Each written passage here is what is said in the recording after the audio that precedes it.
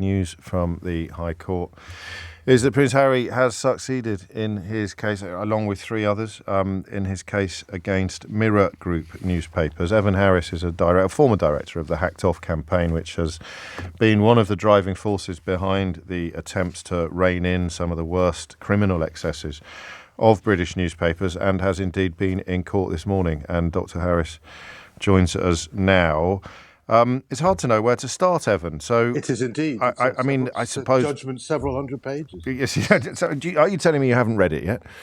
I haven't read it, but I've read a digest and I've heard the judge digesting it. Well, let me start with a simplistic question. How big? My bingo card. How big a deal is this? Very big. I mean, it's highly significant, not just in respect to Prince Harry, where much of the media attention will focus, but on the more general or what are called generic findings, which were that editors knew about the phone hacking and the other unlawful activity, encouraged it, hid it, and lied about it. And he names names in the judgment, and you can guess one of the names. He's quite explicit about that, and I'll read you a bit so I can stick to the wording of the judge in a minute.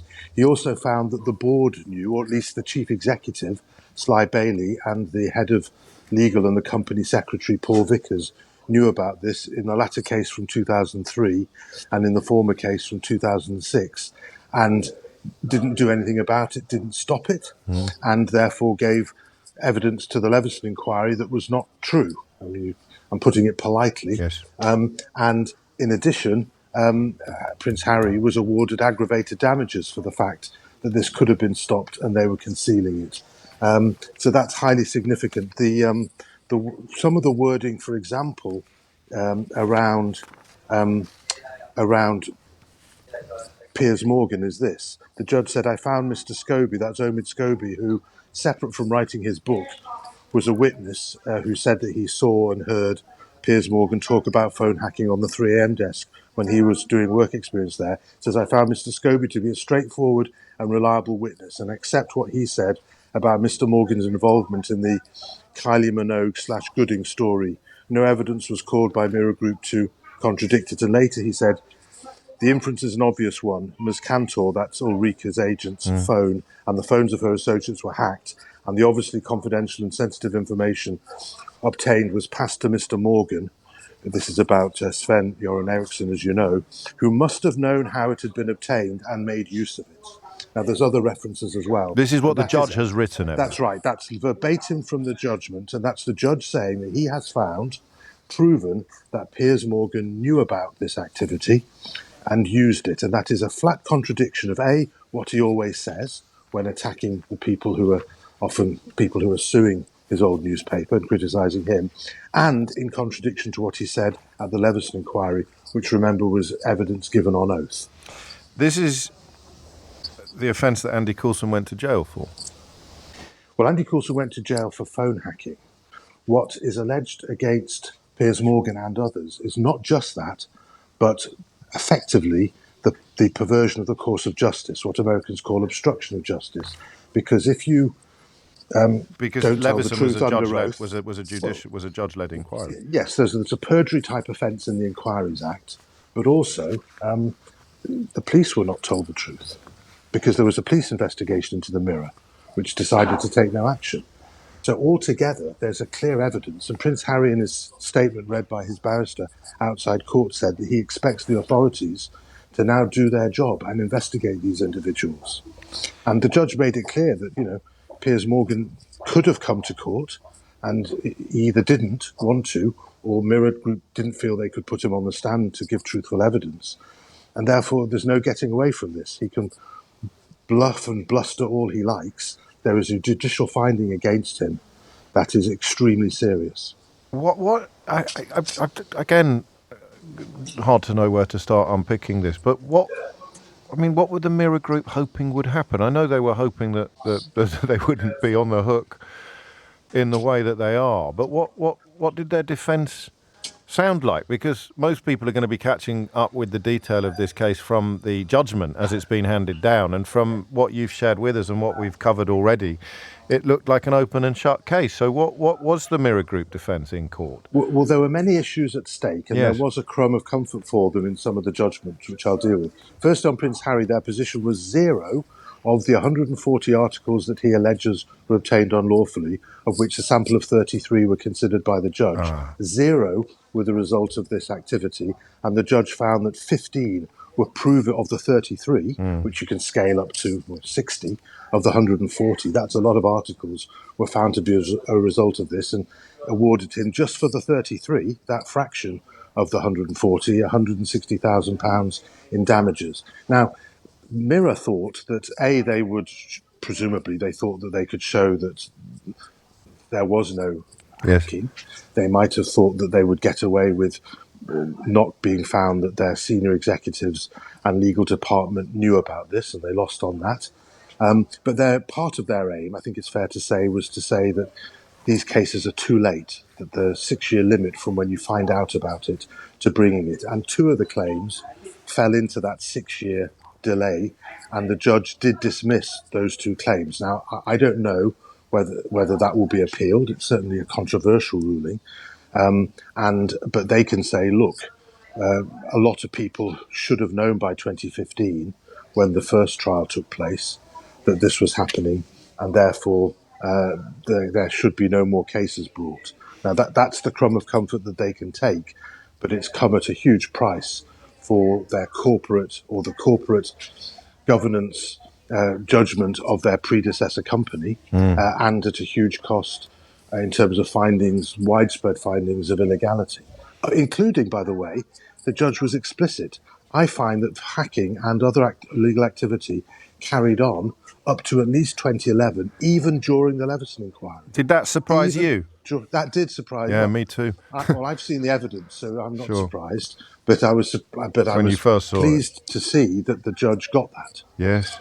So it did surprise me when I first saw it. Yes. I'm sure it did. They would have, closed shop and tried to limit the damage, but they just felt so much impunity. And this is the problem, because the press, as you've made the point yourself, the press don't report on the press. If this was any other industry, any other company, there would be calls for resignations from the press and for the police to take action. But that's the one thing you won't get from most of our newspapers. Someone I know who has been a victim of phone hacking and who has been compelled to reach a settlement described it to me as discovering that hacking phones was like taking the lid off a pen for a huge number of journalists throughout all of this period. And we'll get on shortly to the very important fact that this is only one of a clutch of cases that Prince Harry is bringing against a variety of newspaper groups. But before we do that, and I don't know whether I'm leading you off your areas where you feel confident and qualified, but this quote here, clearly, you've alluded to, respectfully, Prince Harry, the Duke of Sussex, respectfully calls on authorities, the financial regulators, stock markets, and the Metropolitan Police and prosecuting authorities to do their duty for the British public and investigate bringing charges against the company and those who broke the law.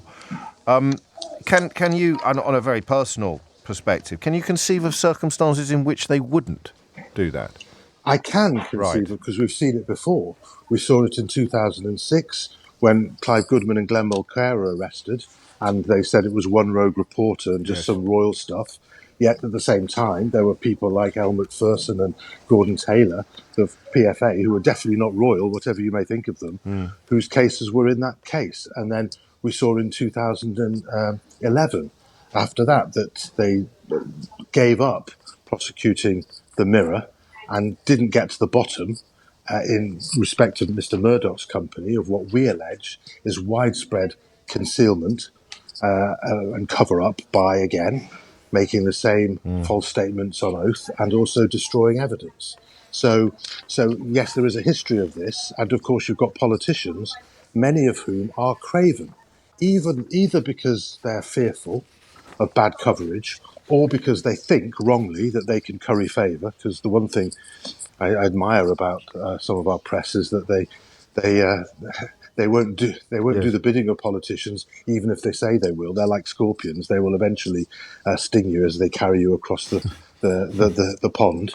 And so you've got a so there are circumstances. However, I think with the fact that you've got Prince Harry as a high-profile person, that you've got his action still against newsgroup newspapers due for trial in just over a year's time, and Right. permission to proceed against the Mail, that the combination of those should prevent politicians from blocking the actions or seeking to block or putting pressure on the prosecution authorities and the police to not to do their job. And the police should know that they cannot repeat the errors of the past. That this should never have reached this stage because it should have been properly investigated 18 years ago, and it never was. But as I say, I think there's a real risk, and the public have to demand action. And just run through the cases. Not let's leave the libel cases out of it and look at Yes, the illegal information cases. He's got one coming up against Associated Newspapers, the owners of the Daily that's Mail. right. That's alongside Doreen Lawrence, Elizabeth Hurley, Sadie Frost, and Simon Hughes. And And he's that's got in its early stages, but was given permission to proceed because the Mail tried to strike it out as too late, saying even though we weren't doing it, he should have known we were doing it earlier. and then the newsgroup newspapers, one which Harry is bringing with Hugh Grant and There's 50 other people still 50 in other that. people. So That's due for trial if it doesn't settle yes, next January. And as you point out, people, if they're given large offers, have to settle or go bankrupt, as I've heard you explain this before. yes. Because if you don't beat your offer in court, you end up having to pay the costs of the other side, and What, your insurers won't allow you to proceed if you're clearly not going to beat that offer, unless you have a huge amount of money and are prepared to take that loss. And it remains to be seen whether there's anyone in this group that will reject the they will take that the risk, or generous rather offers accept. from Rupert Murdoch. Yeah. He's spent over $1 billion so far in paying off people to avoid a trial. So why didn't that happen in this case, in the Mirror case? Well, because Mirror is a PLC, Reach Yes. is a PLC, so that they have some corporate responsibility currently, and they can't throw that sort of money at these cases. And also, they thought they had a chance of running limitation. Now, newsgroup newspapers have the same opportunity to try and get a ruling on limitation, but that would require them to go to trial. And whatever happened to Piers Morgan today is, in my view, nothing like what would happen to his equivalent executives at Newsgroup, where the evidence, we say, and Yes. we plead in publicly available documents, is even stronger than took place in the Mirror. And that's why Rupert Murdoch is no fool. He knows that he has to spend over £1 billion actually now. It's gone up. There was another one last to- week, to- wasn't there? There was a big settlement Indeed, yeah. last week. Chris Hughes, Yeah. a former cabinet minister's phone was hacked while he was dealing with national security matters. as a Although cabinet member. News Group, as they were, insist that they didn't do anything wrong, even as they pay out these billion total Six-figure sums. Yeah. Exactly. That's the point. But obviously, people can see that they're paying for a reason. Now, they're not paying because they think they're guilty. They're paying to avoid being found guilty by preventing these cases coming to court. So To as avoid, I I say, think I'm worried about my lawyers now. To avoid the possibility of being found guilty when these cases come to court. to avoid any findings being made. Yes, to avoid Good any or findings ill. being made. Yes. There we go. There it is. So this is, crikey. So, I mean, under your reading of it, this isn't the biggest of the three balls that No, are it's the smallest of the three. The balls that are rolling. And we are in the foothills then, really, both in terms of impact and time, because, as you say, it's January 2025 for one of them, and not even certain that the other one will go to trial. So Prince Harry clearly in this for the long haul. Yes, and I think he said that, because obviously he's paid a price, as he says in his statement, that that there's the journalism of vengeance being used against him, because whenever they attack him, and you can decide whether it's worthy or not, they never say that they're a defendant in a case he's brought, which you really ought to do if you're being transparent about your conflicts of interests. They never do. And they attack someone who was a guest, I think, on your podcast, Omid Scobie. They attacked Piers Morgan, laid into him on social media and and his Murdoch TV platform without ever saying that Omid Scobie was a sworn witness against Piers Morgan in this Mirror trial. And the judge has sided with, who heard the evidence, has sided with Omid Scobie. You don't hear that. This is dishonest journalism. As in no full disclosure in terms of the technical term as opposed to the podcast. So, again, from a personal perspective, how likely is it that Mr. Morgan's going to get his collar felt then? Well, I can't predict. No. He has been a Houdini for some time, but this is the first time, I think it's right to say, that a judge has made findings that he carried out criminal activity. I mean, I've read you some of the elements. There are more. You have, yes. So I'm on safe ground saying that. And furthermore, it therefore follows, as night follows day, that he must have misled and given untrue statements to the Leveson inquiry, which was under oath. And he's still misleading the public in his protestations at the moment. He's never taken the opportunity to be cross-examined on this, and therefore, if the police do their job properly and the prosecution services without interference from newspapers attacking them or client politicians of newspaper owners putting pressure on the police, and it's an operational matter clearly, so there shouldn't be that interference, then he should be prosecuted, and he's entitled to a fair trial. Absolutely. But proceedings should be taken, in my view, and as implied by Prince Harry's statement, in his view. But that's not just him. Anyone who knows the history of what's gone on here recognise that it cannot be right to have a public inquiry where people don't appear to have, according to a judge, told the truth under oath.